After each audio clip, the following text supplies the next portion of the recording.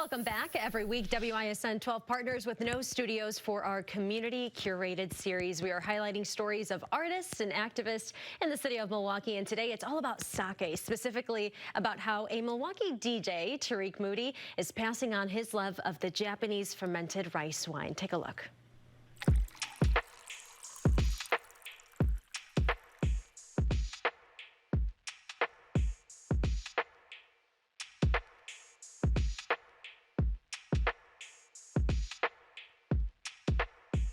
What first attracted me to sake, basically last year during the pandemic, I was sitting there, you know, everybody's self-reflecting during the pandemic, so I started self-reflecting about something I want to do that separates me from my professional job.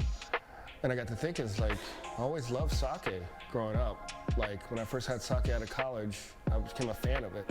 It was like the late 90s, and I've always been a fan since then, and even when I was in Minneapolis, I DJ'd at a sushi bar just so I can get free sake. And I always joked that I always want to have my own sake brewery, and now I'm trying to take that journey to have my own sake brewery. Before I started a sake brewery, or even start the process of learning to brew sake, I wanted to learn the knowledge of sake itself. It is probably one of the most versatile, most complex alcohol beverages in the world. And I don't want to just jump into brewing without truly understanding and respecting the history and the culture behind sake. As far as my sake, I have a dream to call it Yasuke, which is the name of the first foreign-born samurai from Africa. So I thought it'd be kind of interesting to call it Yasuke Sake, just the same as being a foreign-born African-American into sake. But all I want to do is make it in the tradition and respect the culture of the sake, but also add things that I've always been inspired by and what I've learned being in Milwaukee and my whole life. I feel like sake is been perceived only as only thing you drink at a sushi restaurant and it's served hot. And a lot of people's experience of that has been bad or haven't really liked it because of that experience. And I want to show the rich culture of that beverage. It's over 2,000 years old, per se. About 1,000 years in the form what it is now. But sake is a beautiful beverage, and the magic of how making it's all about technique. Like beer is all about ingredients and hops, different types of stuff. But sake is all about skill and technique and craft. I want to show just as how wine is versatile with meals, I want to show sake is just as versatile or even more so versatile than wine. I would recommend it not only because, you know, it's alcohol, people like drinking, but there's such an amazing tradition culture behind it. Most beverages don't really have tradition culture, just here's a beer, drink it, here's a wine, drink it. You know, people always ask, why is there always small glasses for sake? It's like, it's a social drink. You have it around in circles, you never pour for your own self, you always pour for somebody else. And the reason to keep it small, it keeps conversation going, you loosen up over time. I think that's why I would recommend it. Not only because just the amazing quality and craft of sake and the amazing flavors you can find in so many types and so many grades of sake, but just the social aspect of it and the social traditions behind it. I think it makes it really interesting to enjoy. Very exciting there. So Tarik Moody joining us live now from No Studios. And Tarik, before we get into the details of sake and talk about why you fell in love with this specific drink, we want to get to know you a little bit more. And I do know that you spent some of your time in ATL. So how did you all get involved here with the city of Milwaukee, specifically Radio Milwaukee? That's a good question. Milwaukee's my 9th city I lived in. I mean, I grew up mostly in Atlanta, but I grew up all over the Southeast. I was born in Louisville. I spent time in Houston, Charleston, Birmingham, Alabama. Went to school in D.C., studied architecture at Howard University. But when I ended up in Minneapolis practicing architecture, I didn't know anybody. So I started to just try to meet people. And the way I met people was start volunteering at radio stations, and that led to having my own show, which led to somebody in Milwaukee, at Radio Milwaukee, when they were starting it, to have a conversation with me and convince me to move here to change careers. And so why radio for you? You talked a little bit about it here, conversation, community, but you know, why specifically radio? I think radio is a unique medium that it has a real personal connection. People can connect to radio more than other mediums. No offense to you TV guys out there, but I feel like the DJ of touching bases with like people passion, like people like you play a song that they got married to, or you play a song from their prom.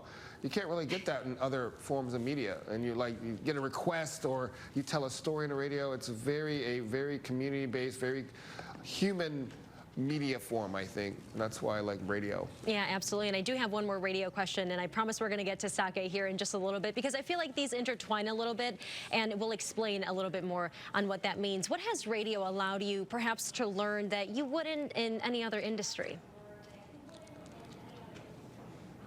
Well, I've learned that I can make a lot of impact in my position here. I feel like when I was in architecture, I still love architecture. I did a lot of cool things in architecture, but I never got involved in the community. My job here at Radio Milwaukee Pacific allowed me to get to know Milwaukee, the city, better than I probably would at any other career, being not from here. I got more involved in all aspects of the community and volunteering and learning about different people, different neighborhoods, just because of my job, what I do. So that's, to me, what I love what I do, is just me being out in the community and just learning a lot and just taking opportunities to meet new people, meet new organizations, and growing with that. And that's probably why I love Milwaukee so much, is because of my job. Amazing, amazing. All right, Tarik, we're going to toss to break really quickly, and we're going to get to talk to you after this a little bit more about Saké and what it means to you. Stay right there. We'll be right back. We are back now with more with Tarik Moody on the joy of Saké. So, Tarik, first, give us a little bit of a background on how you became interested in Saké.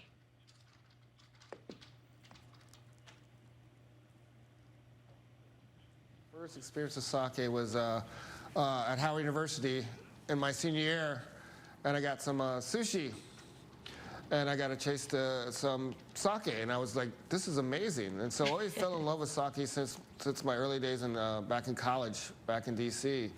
And I always thought to myself jokingly, this would be kind of fun to make and like have a brewery. So it was always a joke. And then I got to Minneapolis, and I still love sake, and I got an opportunity when I was DJing to DJ at a sushi bar. I think it was called Fujiya in Minneapolis. And I technically really DJ'd there for the sake. And fast forward to Milwaukee, last year the pandemic got a lot of people thinking about, our lives. You hear a lot of people like change careers, do things, take up different hobbies. And I was like, I'm about to turn 50, and I want to do something that's separates me from my professional life. And I was like, what do I love? What do I want to do?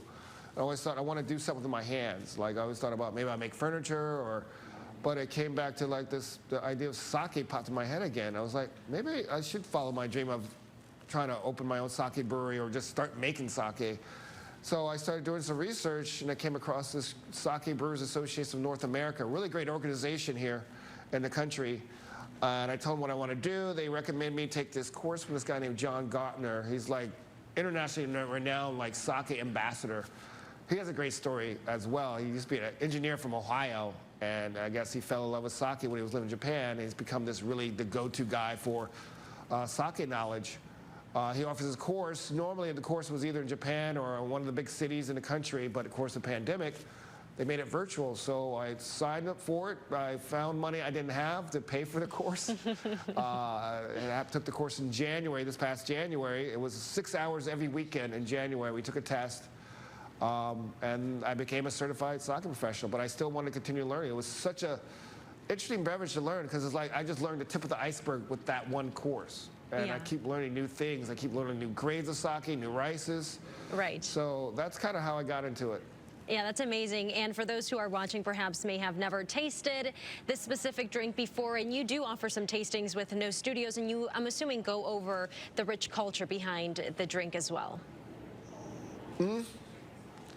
Yeah, so it's like an hour-long tasting, so we do pairings. I try to pair with foods that are not traditionally known to be drinked with sake, because I want people to make it accessible and familiar for them. So last tasting we paired it with Nino's Southern Sides, a great soul food restaurant here. We also paired it with barbecue one month. So I wanted to make it familiar, let's take it outside of the traditional kind of sushi restaurant, and let's place it in where you drink wine or beer at.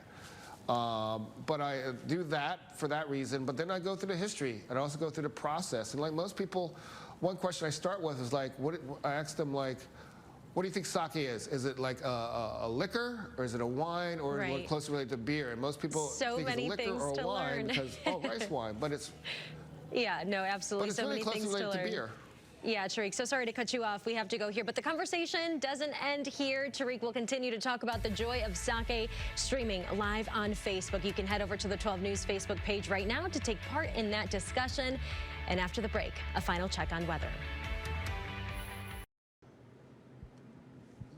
All right, good afternoon, everyone. My name is RJ Smith. I am the producer for Community Curated, and today we have a very special episode of The Joy of Sake. I will let them introduce themselves. Today I have... Tarik Moody, certified sake professional, I guess, yeah? Let's do it that way. Yeah, absolutely. And then I'm Nick Drain. I work here at No Studios in our marketing department, and I will be kind of moderating this conversation today along with RJ and Tarik. So we're very thankful to have Tarik here today to talk to us about sake and the joy of sake and kind of lead us through a wonderful pairing here. So the first question I want to ask you, Tarik, to kind of kick it off is, can you tell us a little bit about the origin of sake? I know it's like an ancient beverage. The process is almost 2,000 years old, and I'm really curious about kind of where did sake start and how did it begin?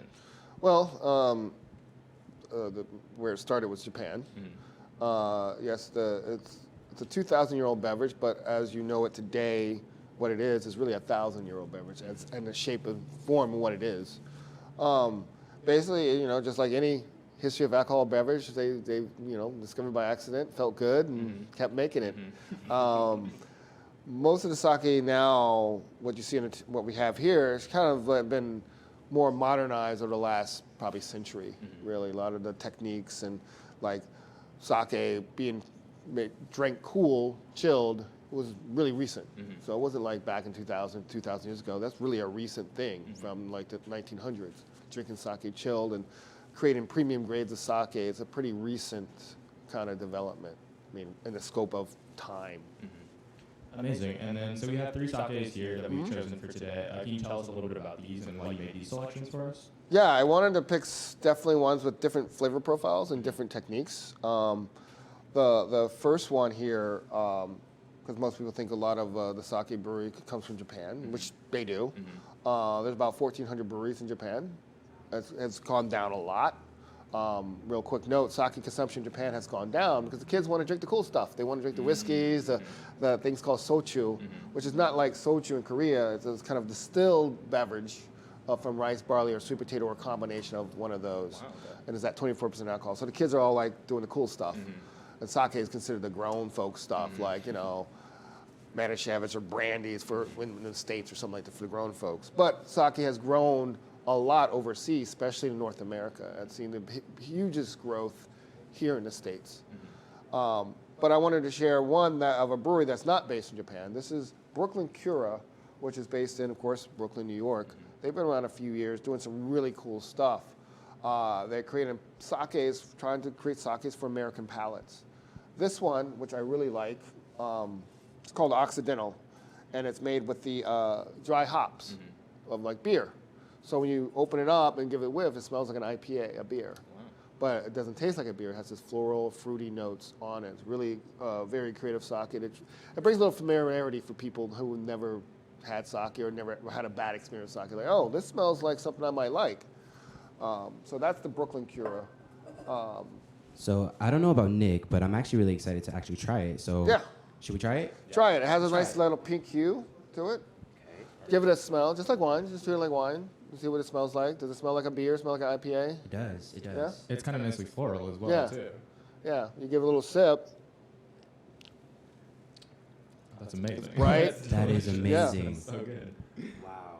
Like most people never think of sake that tastes like that. The most experience is just that carafe with a hot sake, and that's most people. And other people might have even had the thing called nigori, which is a classification of sake. It's called cloudy sake. It's coarsely filtered. They always say it's unfiltered, but all sake, for the most part, it's filtered to a good degree. So you get a little bit of rice settlement in it. And typically nigori is sweet, but not necessarily sweet. Those are some of those sakes most people might have had. But stuff like this is, you can drink this like with a meal, like a wine, instead of having a wine. And so, I'm sorry to cut you off, but you mentioned specifically rice, and I know in the previous segment we were talking a little bit about the history of sake and kind of some of the ingredients. So, if you can, kind of quickly for us, tell us how is sake made exactly? I'm going to simplify it as best I can. Sometimes I get the process messed up, but I'm going to simplify it the best I can. So 4 ingredients basically happen in sake to make sake. Water, which is crucial. Rice, which is, the whole point of it, right? Yeast, that allows to change the rice kernels into sugar. But before the rice kernels become sugar to alcohol, before the rice can be sugar, you need a special magic ingredient, a kind of a fungus thing called koji. It's kind of similar to what malt does for beer. So basically, the process, you get the rice, right? There's about 200 grades of sake rice, 100 certified sake rice. You could also make sake rice from table rice as well. But the problem is you have to mill the rice down, because on the outer side of this is a little science for you. Outer shell of the rice is fat and protein. That does not make good sake, right? You want to get starch. Starch is the key to get into the process to alcohol. So they mill the rice down to get to the center of the rice. They call it shimpaku in Japan, the heart, the core of the rice kernel. So it can be milled down from different grades. The more it's milled down, the higher the grade, the classification. They call that like daiginjo is a classification grade of sake that's milled 50% or higher. And that milling takes a longer time to make. And then you see the costs usually go up for daiginjo. So it's like the premium sake. Usually that's more floral, delicate. The less you mill, you get a little more earthy flavors, you get a more fruity flavors, you get so the milling also can determine kind of the flavors of the rice. So once you get the milling to where you want it, you wash, steam the rice. Once the rice is steamed, you go to a room called the koji room. That's where you get that fungus. You spread the fungus over the koji, let it propagate. This helps transforms that starch into sugar. When you add the yeast, eventually that changes the sugar to yeast to alcohol. Sugar, yeast, alcohol. That's kind of like every alcoholic beverage. You need sugar and yeast to make alcohol, whether it's wine, beer, or anything. So that process happens. They make the koji rice. They add more rice, koji rice, kind of layered in. Let it sit for a while. Let it propagate. And you make becomes over a few weeks or so. It becomes kind of the beginning stages of sake. The yeast is added and all that. Then there's a pressing time to press it down. Then you bottle it and you let it sit for a while to mature a little bit. Then you ship it. So that's kind of a simplified version of it. Yeah. And even then, that's like such an involved process. There's so many steps involved. Yeah. And it's the difference between most people I said before the last segment, people think, they always say rice wine, which is totally a misnomer. It's mostly closely related to the craft of beer, of the process of making it. The only difference between beer and sake is made brewed in one tank. Beer is doing in 2 tanks. They call that multiple parallel fermentation when it's one tank. So obviously, you're very well versed in kind of the world of sake, and I know it's a passion for you. And I know that you're kind of approaching a milestone for you, which is kind of taking a step into making your own sake. And so I'm really curious if you can talk about that process and what you want to kind of center in your sake. I got 2 years to try to figure this out. So the goal, I kind of set the goal easy, I just want to make something. Whether it becomes a brewery at my age of 50 or I had brewed some sake, that's the goal I set. So keep the expectations. But there's so starting next year, I'm actually looking for a house right now, which hopefully thank you. Hopefully I get one soon. Eventually the house is supposed to be I want to find a space where I can actually make sake and do the things I want to do. There's a really cool, you see the homebrew kits for beers and stuff. There's a really cool homebrew kit in Japan called Mikura. And you can make I think 2 or 3 types of different sakes, but it goes through the whole process of just understanding how you do it yourself. Kind of that's how all these breweries start in their home. So that is next year's process. I'm hopefully, I'll go to Japan, or someone wants to take me to Japan to tour some breweries for a few weeks, and that's kind of the goal. At least I want to visit some American breweries. There's only about there's about less than 30 American breweries in the country, but there seems to be popping one 2 or 3 every year. So I want to visit those. So that's my goal next year. So I have stepped it out. Like the first year, knowledge. Second year, continue knowledge. Start a little homebrew, do some traveling. And third year, try to figure out what I need to do, put a business plan together, and figure out what I can do, scale it up. It's kind of the goal, you know. So what are some of your favorite aspects of sake? So either what is your current favorite sake, and maybe what makes that your favorite? Well, right now, I forgot the name of it. I shared it with Canon, and It was and really good. I forgot the name of it, but it's a rosé type of sake. It looks like a rose, kind of pink. I learned about the brewer. Apparently, this brewer is just like a mad scientist. So this sake, it uses a red yeast, and apparently it's a hard yeast to work with. Like I think very few. He might be the only one that uses red yeast. He spent like years trying to master to create this sake, which this is why I really love sake. Sake is just usually pure ingredients. You don't really added any chemicals and flavors or something like that. This one is just, again, water, koji, rice, and yeast. And with this red yeast, he made this sake that it tastes like strawberries. There's no strawberries in it. Wow. So it has this really bright, kind of delicate strawberry flavor, but the mouthfeel is like it just kind of plays in your mouth a little bit. And that's what I love. Like, this was craft. Like, you want to make a strawberry beer, you just add strawberries, right? This guy took some balance, some temperatures, really like a mad scientist to create this really unique sake. And it's what is called a nama as well. Nama means unpasteurized. Kind of like, think about orange juice, right? When you have the canned orange juice, the bottled orange juice, it tastes all right. But when you squeeze it out, it just explodes. That's the same principle with nama. And so you add that to that whole red yeast, you get this really just surprising flavor. When I opened it up, and I ordered it from a cool guy called Nama Sake Paul in Portland. Really great name, but he knows his stuff. He knows he's also a really cool guy. When I got it in the mail, I opened it up, and I was like, let me try this. And I was having a rough day, and I popped it in my mouth, I just stopped, and what the, how you get strawberries out of this? This is why I love sake. It's like, people think it's a one-note thing, and it's probably has more versatility, more creativity than, at least in my opinion, than the other beverages. I'm not trying to knock beer. I like wine, I like whiskey. I'm a bourbon fan as well, but this is something, I mean, the creativity, the process, just the different grades, it's just amazing. So if you don't mind, I know that you have some more sake for us to taste here. So can you tell us a little bit more about the sake that is here? Well, this one happens to be the sake of the month. This one is called the Endless Summer Tokubetsu Hanjozo. Tokubetsu, Japanese means kind of special, grade, premium, something special about it. Whether it's the rice, whether it's the process, whether there's something special. Hanjozo means there's a little added brewer's alcohol in here. So Junmai, on the other half of the spectrum, means pure rice, no added alcohol. It doesn't mean that when people hear added alcohol, it's like, oh, you're trying to make me waste it. No, usually when added alcohol, it actually kind of affects the flavor and how it breathes and all that kind of stuff. So added alcohol is really for craft more than in America when you hear, oh, it's added alcohol, it's just you're trying to get me drunk. Like, no, it's not for that. That's what Tebeku Hanjozo means.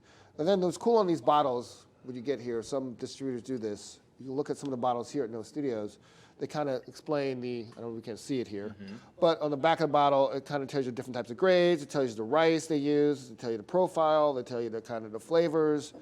Like this one, they say it's great for the summertime. It has melon notes. It's a kind of a bright sake. It's a good kind of, chill out on a picnic kind of sake. Yeah. I'm excited to try it. Yeah. So I always say, just like wine, give it a little aroma, see what you smell. Sounds good. So we're going in for the Endless Summer. Mm-hmm. Now this one's like a little less floral on the nose, I Yeah, would say. it's probably a little more fruitier. Yeah, that's really exactly it. And for all those who are viewing at home, this is really good. And this is your guys' sake of the month here. Yeah, it's such a crisp beverage too. Yeah. So it's the summertime. You're sitting there hanging out great with cheese. Ooh, oh, yeah. Sake is really great cheese because one thing that people don't realize, the two common ingredients, both sakes and cheese have lactic acids. So, I mean, kind of thinking about the summer and the changing seasons here in Wisconsin, you know, as things are getting colder, obviously there's a really big part of sake culture in the fact that it can be enjoyed warm as well. Can you tell us a little bit about that and maybe when that's more appropriate? It's appropriate when you want it. Okay. It's a subjective world. Like, I want to tell people that, like, just like how you want to enjoy it. I mean, there's beer snobs, there's wine snobs, and there's people who just enjoy wine, right? I want the same people. I know good people who are sommeliers that want people to just enjoy good wine. Don't, whatever you like, this is what you like. That's how I feel about sake. Like, I like certain things. Like certain purists don't like the flavored sakes. But if that gets you into the door, that's great for me. Okay, let's try to take you to the next level. Just like hot sake. You can drink hot sake in the summer, winter, fall. There's certain temperatures you heat it up. You don't just heat it up. Right? Do not heat it up in the microwave. Okay? You can, but microwave, you're going to heat that thing up, and you're going to taste it, and you're like, this tastes like rubbing alcohol. Right? Yeah. You don't want to overheat sake. Yeah, no, don't heat it up in the microwave. So usually the best way to heat sake up is get that little kind of carafe. I know you have some here. It's kind of like this carafe. They call it the Curated. And the little glass is called ochoko. Get a pot of water, boil it, stop it boiling. Once it stops boiling, turn it off. Put the little Curated, the bottle of the carafe in there, and watch it heat. Then once 15 minutes later, pour in your hand, see what it tastes like. If that's what you want it, you're done. It's a little time consuming, but it's worth it.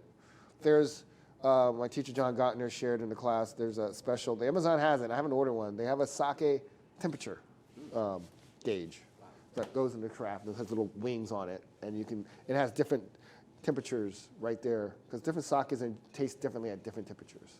And that's the beauty of sake. Like certain sakes, you open it chilled, let it sit to room temperature, the whole flavor profile changes. So it really seems like there's something in sake for almost everyone. Yeah. And I think it's a beverage here in the United States that maybe is less accessible or less kind of immediately like something that people go for. They're more familiar with a beer or a wine or some other kind of hard liquor. And it's starting to change. What would you say kind of to someone who's never had sake to maybe try to get them to maybe have their first experience with it? Well, one here is, no studios. They know they have their sake. Come here. They have a sake of the month.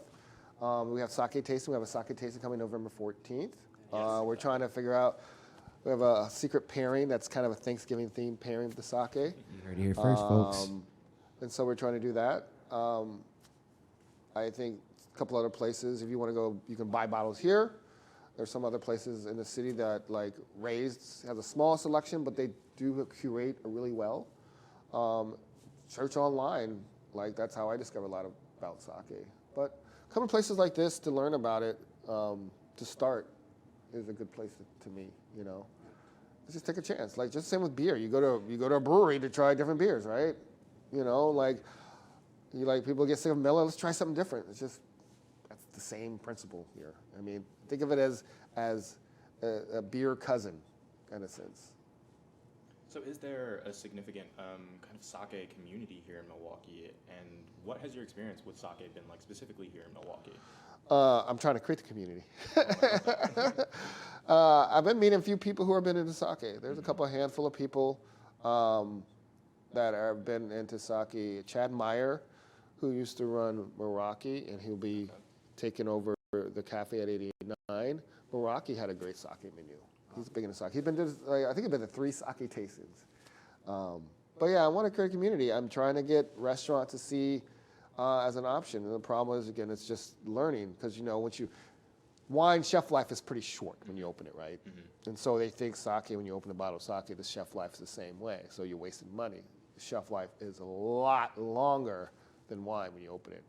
You can go months once an open bottle of sake and it still retains its unique profile. Namas might be a little shorter, but you get more bang for your dollar than wine after it's open. Trying to educate people on that, trying to get people to try different things. It's not like anything. It's like wine had great marketing. That's what the wine industry had, great marketing, right? That's what they need to change it. But I said for anybody who's curious, start here. Come to sake tasting. Like love Come to a sake tasting. And again, our next one will be November 14th. Yep. Here at No Studios. So, I mean, are we maybe ready to move to the third sake? How do you Absolutely, I'm enjoying this. Yeah, this one is a treat. I usually do this. It's a pricey treat, but it's a fun treat.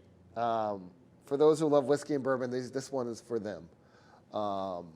This is called Ancient Treasure. So what's cool about sake is you can tell what type of sake is by how they classify it. So they call this a Yamahai, Junmai, Ginshu, Koshu. Yamahai is a type of yeast starter. It's closely related to Kamoto. It's kind of a natural yeast starter, which allows for little interesting flavors and notes to come into the bottle. You go to Junmai. Junmai, I said before, is translate pure rice. So unlike Hanjozo, there's no added alcohol. It's just rice, water, yeast, koji. That's Junmai. Then you have Ginshu. Ginshu is, I know Wisconsin loves what a Ginshu is. It means it's undiluted. Most sake has water to bring the alcohol down to a level. This is not diluted with water. So this is full strength sake. Wow. I think this is at 17.2% alcohol volume. So I know Wisconsinites love that kind of stuff. Much better than a hard seltzer, I tell you that. But Koshu means aged. People are feeling aged bourbon and all that. This is aged 12 years. Wow. Hence why it's kind of a little on the pricey side. Hence why it's also kind of this tan, kind of caramel color. Which is what I love serving this, because people always like, I don't like sake because sake tastes like this. And I want to serve this and say, here, try this. And see what it tastes like. And their eyes go either they're going to like, if they don't like whiskey or bourbon or brandy, they're not going to like it. But if you like those kind of brown liquors, you're going to dig this. So are there kind of any specific notes that we might expect from this sake? Caramel, little bitter notes. It's going to taste a little like a little sweet brandy or sweet ports. It's just going to be like this rich, very rich flavor notes on it. Yeah. Well, I'm ready to try it. Yeah, let's do it. Oh, before we do, we have a saying. They say instead of cheers, they say kanpai. Kanpai. Yeah, kanpai. So you like cheer, yeah. Kanpai. Oh my goodness. Wow. That's amazing. Completely different than other two, right? Like a totally different kind of flavor profile. Different product, almost like a different product, but the same ingredients. Just it's craft and skills and years and years. And a lot of cool thing about Japanese brewers, they're in the family. We all go Miller's been around for 160 years. Well, a lot of breweries have been over 400 or 500 years. There's a Kinchi. I forgot the name of the brewery. There's one vineyard been around since 1505. Wow. And some breweries have been around 300, 400 years. Some are still in the family. This is amazing. So with this sake here, I'm really curious maybe then how this might compare to, the general kind of run of sake. So are there a lot of other sakes kind of like this in the same profile? It's the same, yeah. There's Koshu, what you call it. So there's another one. There's this guy, I forget his name, Philip Harper? He's Philip Harper. Also a British guy. He's a first foreign-born Toji. Toji means brewmaster. He's over at Tamagawa. He makes some crazy sakes. I got one called Icebreakers, a sake meant to have ice with ice. But he has a thing called Time Machine, which is kind of almost like this, more on the honey notes, like a bitter honey. He's called Time Machine, 50 years, 1712, 17. So he found a recipe from the 1700s and recreated that sake. And it comes in a little small bottle, really good. So Tamagawa's, doing some really, Philip Harper, I think his name. I keep forgetting his name, I apologize. Doing some cool stuff similar to that. So there's all types of koshus. There's all types of grades, different grades. There's even table wine. There's table sake, that's, so you can get lower grade sakes and stuff. That doesn't mean it's bad. Some is good. Some table wine is good. Some table wine's bad. Same kind of, the spectrum is wide and varied. So, I'm sorry, go ahead. Yeah, no. So, Tarik, my question for you is, I know there are a ton of sakes out there, but do you specifically have a favorite? Yeah, my new favorite is that rosé I was talking about that tastes like strawberries. The dry hop is also my favorite, the Ancient Treasure.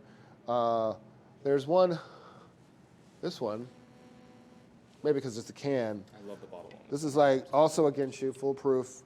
It's kind of like it's kind of Norutai, Narutotai, Ginjo, Nama, Genshu Sake. So it's a Ginjo, it's a Nama, unpasteurized. Genshu is just bold, like a bold, hence slice in the can. Yeah. It's some of my favorites.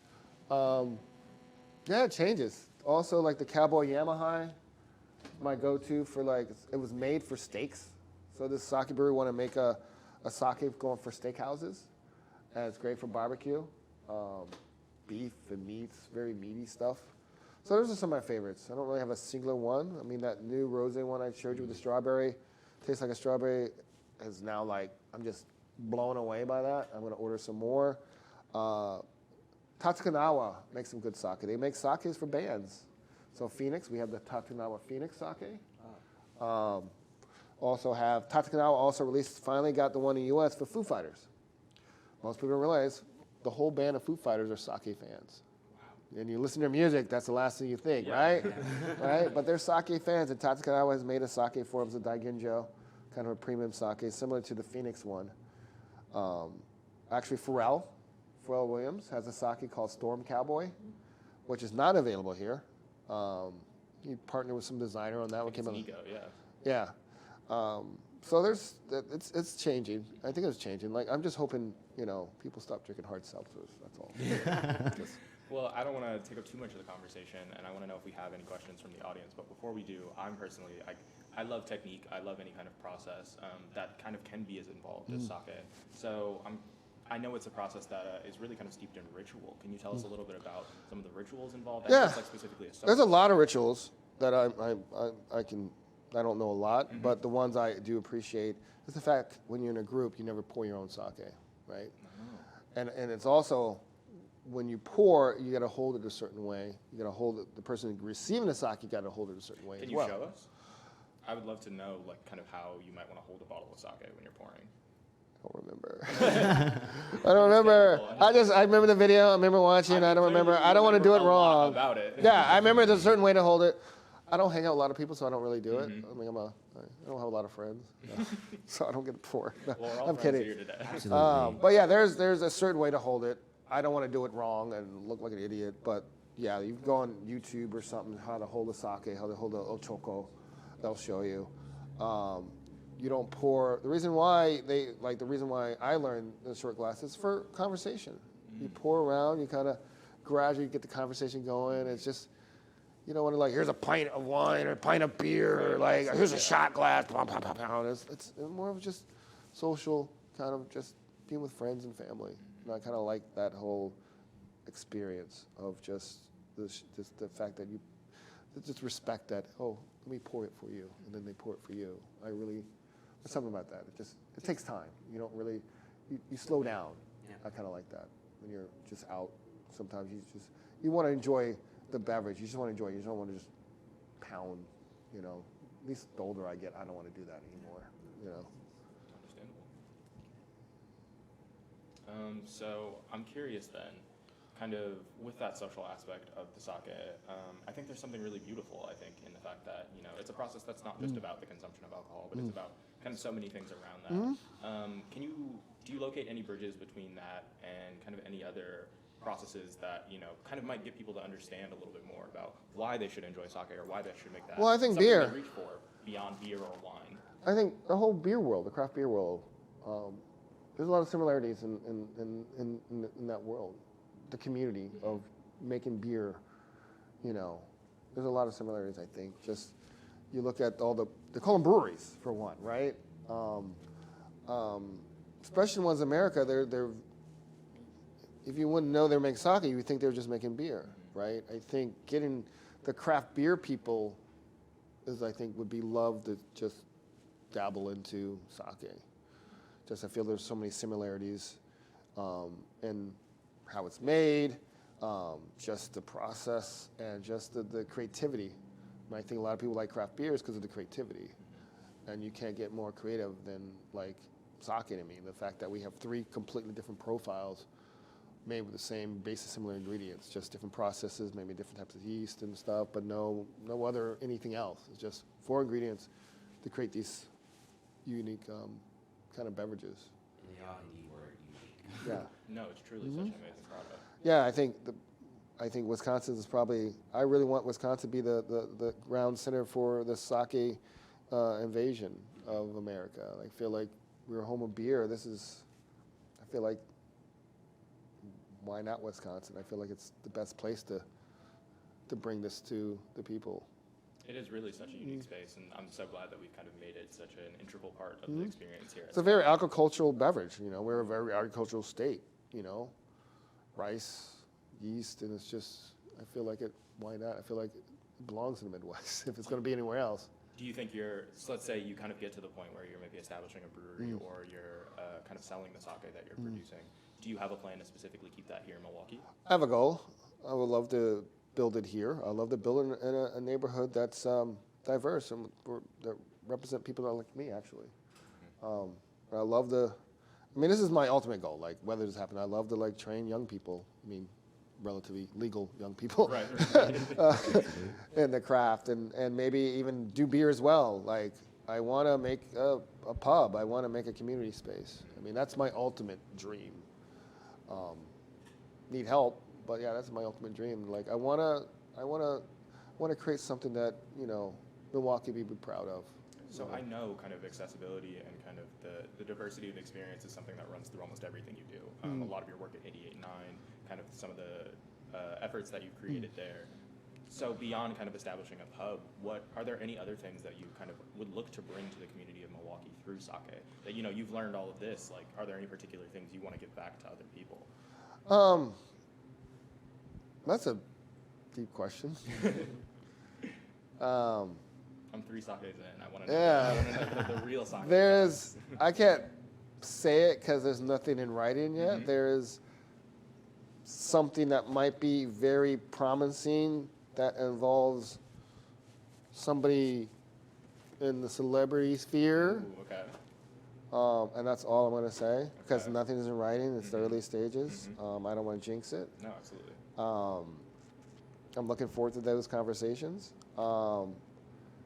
I don't know. There is a rice company here, Wisconsin, called Redstone Rice in Mequon. The only rice farm in Wisconsin. So hopefully next year when I'm playing around experimenting, I want to probably figure out if I can use their rice. It's a Russian grain rice. I want to get it milled. There's a company in Minnesota that does milling. See if I can get it milled. Amazon sells small rice mills, and see if I can make a sake with locally grown rice. Wow. That'd be really cool. That's a really fun thing to do. It's like the experiments and people trying to do, can we grow rice here in America? Because it's always said like the best sake rice is the Japanese rice, and America's been trying to. There's a farm in Arkansas. There's California rice people use, but purists they'll say the Japanese rice is king. And like, can we create unique sake with rice grown right here in Wisconsin? Okay, so this maybe will be our last question then, before I have one last sip of that final sake. It's delicious.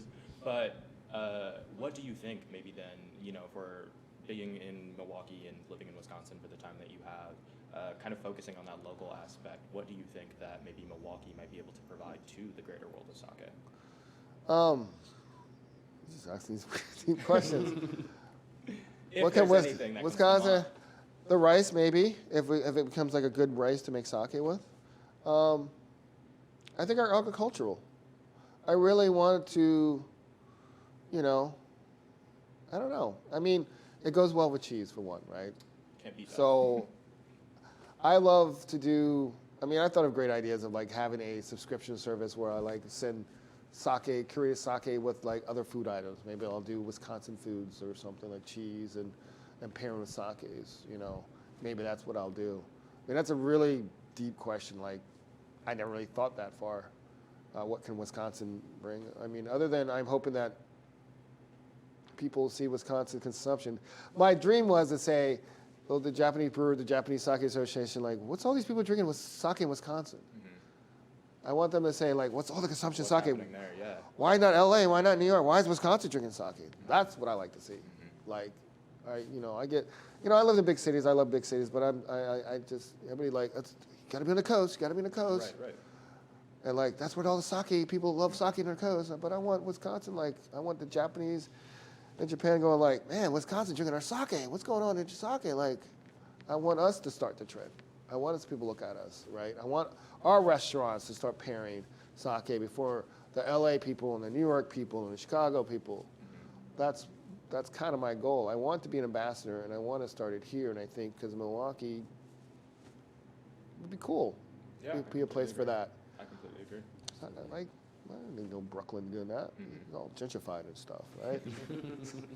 Well, I think we're a great place to start. Yeah. And I know, like we said before, we have that final tasting of the year on November 14th, and tickets are still available for that. So I think this is like a great opportunity for people to kind of come and maybe try something that they've never had before. Or kind of get an introduction, and maybe let's grow this community that we have here developing. Absolutely. And Tarik, I think I can speak for everyone in saying that we really appreciate you being here today, especially educating us on sake and, the joy of sake and everything that, is involved in this intense process.